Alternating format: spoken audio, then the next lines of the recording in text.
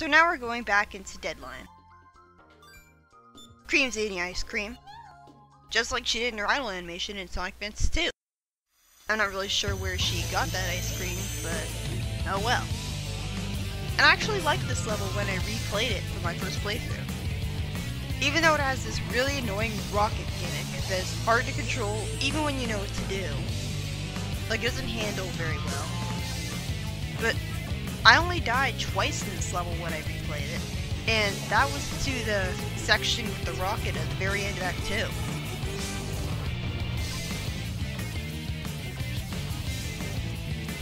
Doesn't this music suit this level so much better than the music they went with it? Shadow is voiced by Jason Griffith, or at least he was in the 4Kids era anyways.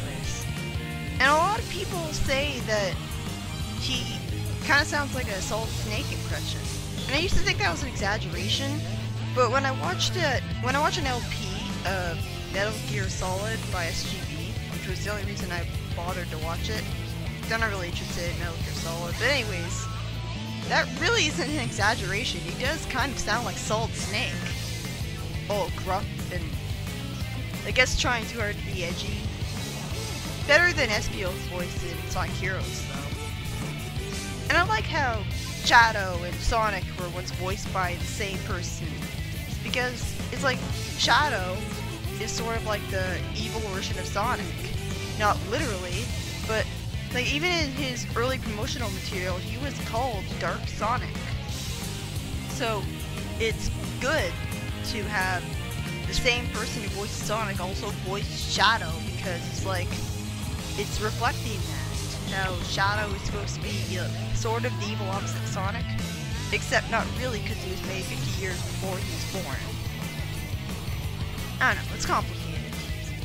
It's just weird how Shadow has all of Sonic's abilities, and yet he wasn't directly based on him.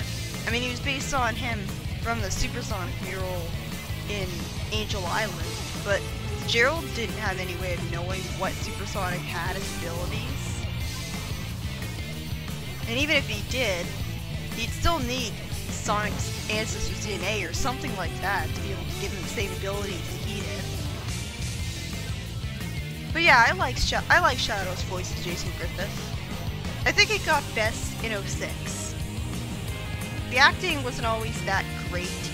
Like, something that I really liked about Shadow the Hedgehog, one cutscene where Maria was really worried about how the artificial chaos had gotten loose and started attacking everyone.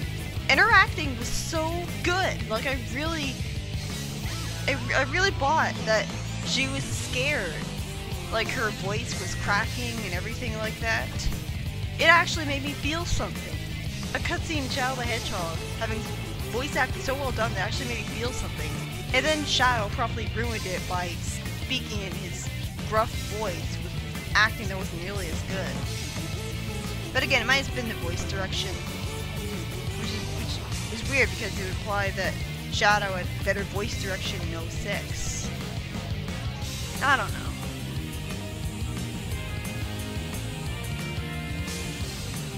If you tap your character during gameplay on the touchscreen, I've heard that the character will actually respond to it. Sonic will look at you and do stretches, while Blaze will jump like a scared cat, then turn her back at you and tap your foot.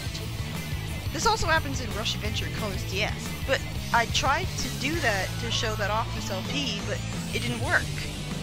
Like, I used my pointer to click on the character and nothing happened.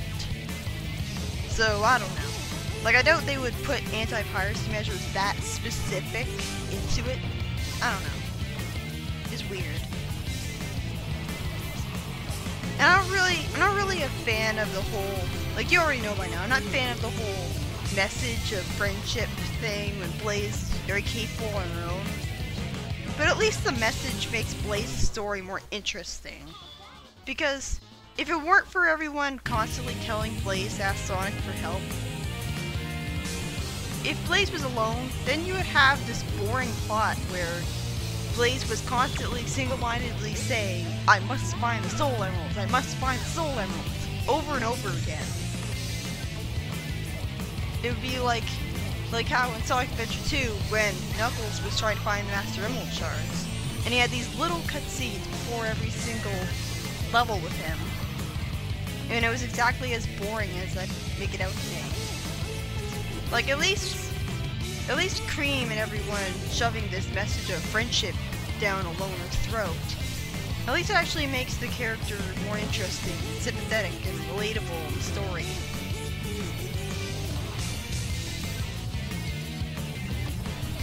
Something weird that I noticed in this game is that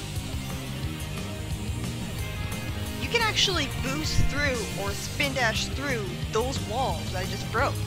Like the ones that you use the forward air check to break, you don't need to use the forward air check.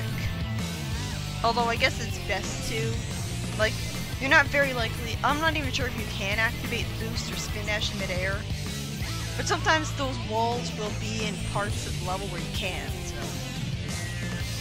And something disorienting about this level is that even when you're upside down, the controls for the air checks are still exactly the same. So you might screw up because you're holding the wrong direction. And because you assume that they adjust the controls for the up air check. Like that's why when I'm in that tiny room that's full of springs, like you get sent to a ceiling full of springs by springs. When I'm in a tiny room like that, I can't do an up air check for some reason.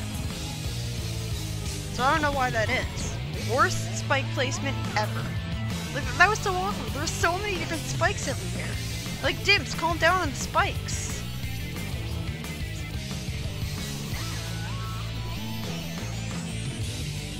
Remember how in Sonic Adventure 3, when you beat a level and you got a gold medal? Like it was pretty difficult to do, right? Well, I've discovered that if you get a gold medal in Sonic Adventure 3, you can actually get a second victory animation.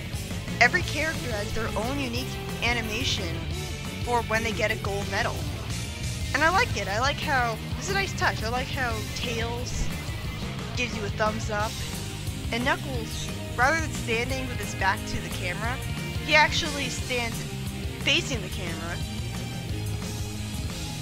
with his arms crossed. And I think that actually fits a tough guy. Although his other victory animation fit a tough guy as well. Something I also figured out replaying Sonic Adventure 3 for the third time, well, second time, is that Knuckles can't glide after jumping to an enemy for some reason. And that actually killed me once in Chaos Angel, because I jumped into a Buzz Bomber, and I tried to glide right afterwards, and for some reason it wouldn't let me. Like, was this always how it was? Was Knuckles always inexplicably prevented from gliding after jumping to an enemy? Good thing there wasn't a bottomless pit there. And something else I found out. Even if you're playing Knuckles and Tails, you can't double jump when you're underwater. So it's kind of weird trying to glide underwater.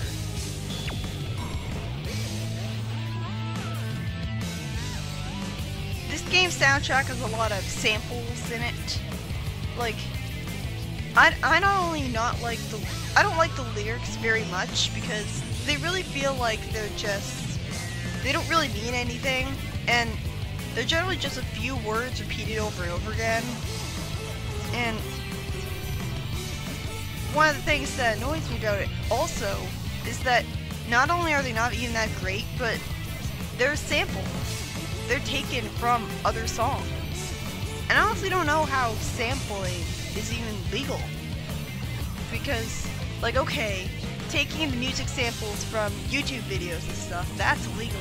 But taking samples from a dedicated sample site, oh, that's perfectly fine. Just taking the samples from a sample collection, that's fine. Like, I don't get that. So, a lot of songs in the soundtrack have samples in them. Like, this is not exactly something new to Sonic series. Like, even Marble Zone has samples in it. It wasn't lyrical samples, but they've been using samples since the beginning. Leaf Storm's Right There, Right On is ripped directly from Arrow's song Hot Hot when it's sped up and time stretched. And this was also used in Rush Adventure.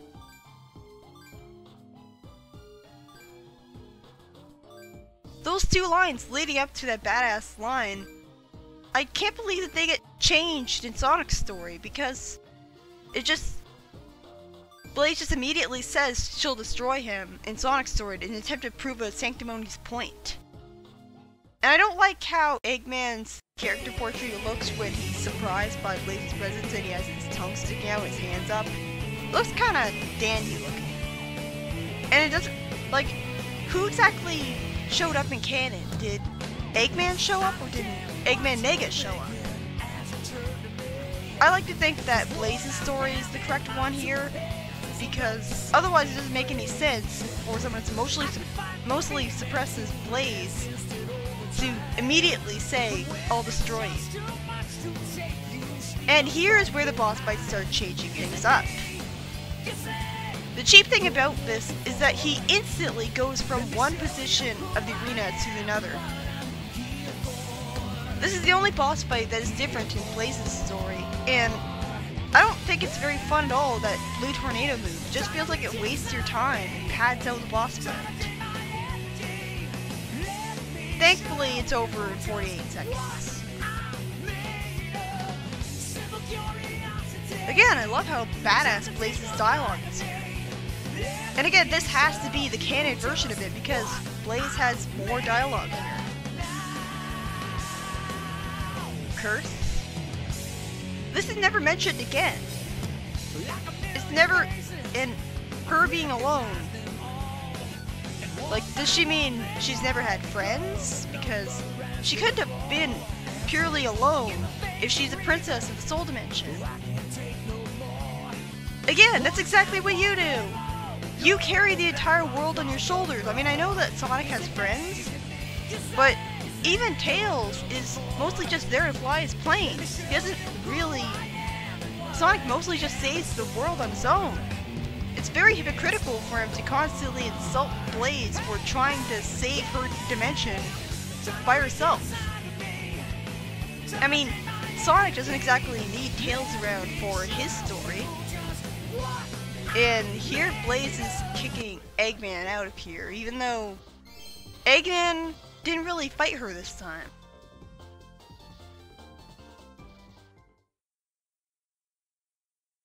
And I hate this cutscene coming up, because even though you were forced to beat Sonic in the fight, it doesn't matter, because the cutscene still pretends that Blaze lost. Even though Sonic says not bad, and you could still hear his thoughts, as if it's using Sonic's version of... Like, what?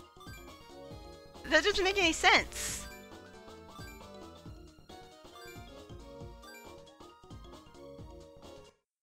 They used new cutscenes for Blaze's story until this point?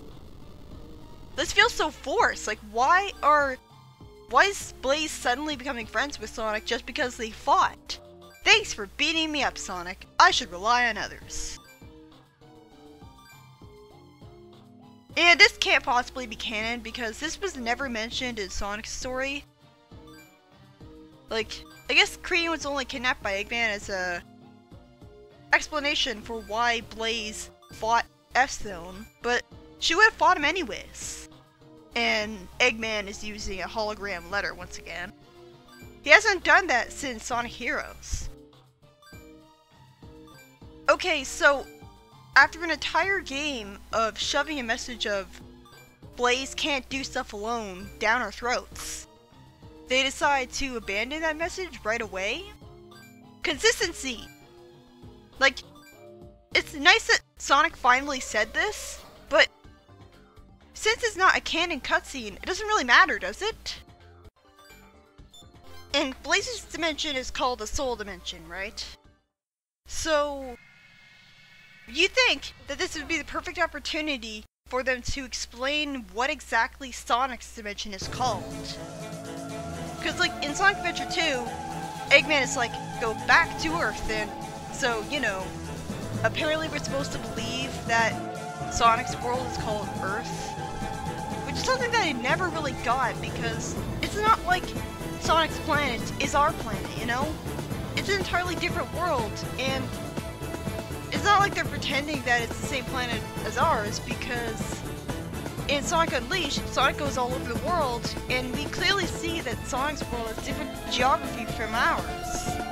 So, I don't understand why they don't just call it Mobius. I mean, I know the Mobius was something invented in the comics, and so there's bullshit copyright laws involved, even though Sega makes the Archie comics, so they should be allowed to do whatever they want. Like, I don't know, that doesn't really make any sense to me. But, yeah, I don't understand why they don't give Sonic's dimension a proper name. Because I don't agree with them calling it Earth, when it isn't Earth at all. Like, okay, so Blaze's dimension is called the Soul Dimension, so I guess Sonic's dimension would be called the Luna Dimension? Nah, that sounds stupid. Like, Soul Emeralds sounds pretty cool because it's like soul energy. And Soul Emeralds are a source of energy because they're magical. But Luna Dimension, I don't know. It doesn't really sound Sonic-like. It sounds more like a...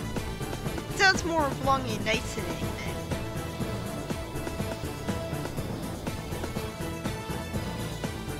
Some other example of a sample that this game soundtrack has is Back to Back has a sample from Louie Louie by The Kingsmen, Beatbox Wash by Dust Junkies, and The Haunted House of Rock by Houdini. So, Back to Back is yet another song on the soundtrack that isn't entirely original. And like, I guess I'm more opposed to samples when they're lyrical, because you expect lyrics to be completely original. Well, with music, it's guaranteed that there's at least going to be some melodic similarities to some other music that's been played, because, I mean, let's face it, there's been so many different music that have been played in the history of the world. How likely is it that every piece of music that gets played is going to be completely original? I mean, it's not always fair to say that a song ripped off another song musically, because it's very, very likely that it was just a coincidence. There's only so many songs, like there's only so many music pieces and melodies and stuff. There's only so many arrangements of melody and pitch and whatnot that can sound good. So there's only a finite amount of music pieces.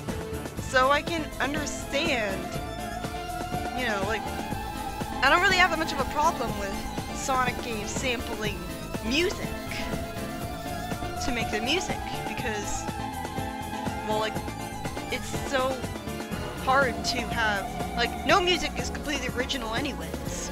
There's so many different music pieces out there. But with lyrics, you expect them to be original. Like, it feels like lyrics are supposed to be the thing that gives a song its own unique identity, but I don't really like the soundtrack of this game that much to begin with. I mean, it's light and bouncy and cheerful and happy. It's like pop music. Like, it's catchy, and it has repeated phrases over and over again with a constant drum beat in the background. That's basically what I'm saying. It sort of tricks your mind into liking it. It's like it's specifically designed to make you like it. I think that's why so many people like it so much. It's like pop music. But the thing is, I don't really think that's the kind of soundtrack that a Sonic game should have. Sonic's identity has its roots in the 90s. Sonic's soundtrack should have a lot more electric guitars, because that's basically what it is. I don't know why rock music is considered to be a purely 90s thing now, but Sonic has its roots in it. And Sonic is supposed to be cool and edgy, badass, and an action hero series. So having pop music as a... Like, imagine if you played a Sonic game. Imagine if you played a Sonic game and the entire soundtrack consisted of Lady Gaga or something.